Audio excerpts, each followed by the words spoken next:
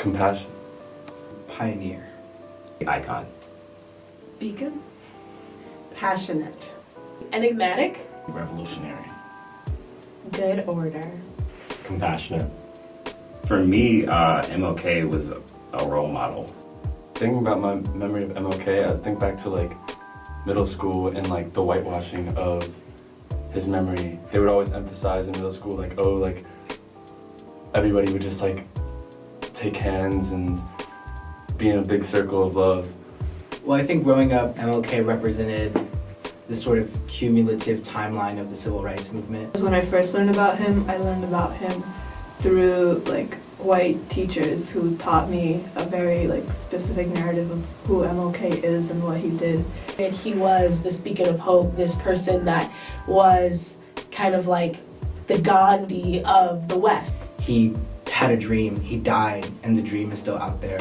And you know, once a year it like sneaks up on us and tickles us or something. How MLK Jr. galvanized audiences across racial boundaries says a lot to me, and like it inspires, at least to me, like how in his fight for racial justice it went beyond like barriers and boundaries of like identity markers.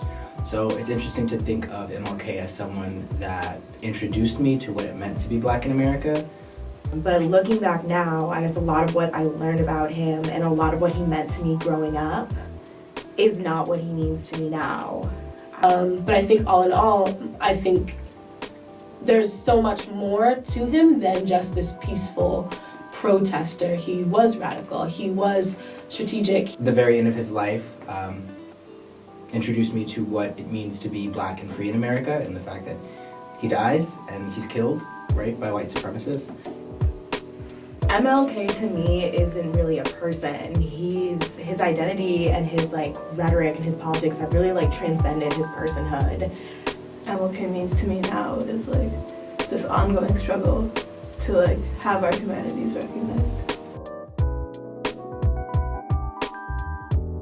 I don't think those two things are mutually exclusive. That community at its best is chaos, I think, in a lot of ways. I think we need to hit rock bottom for us to start to rebuild.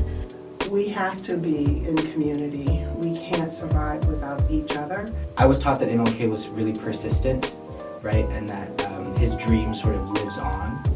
Using MLK as well as the voices of many other activists. Angela Davis, Huey Newton,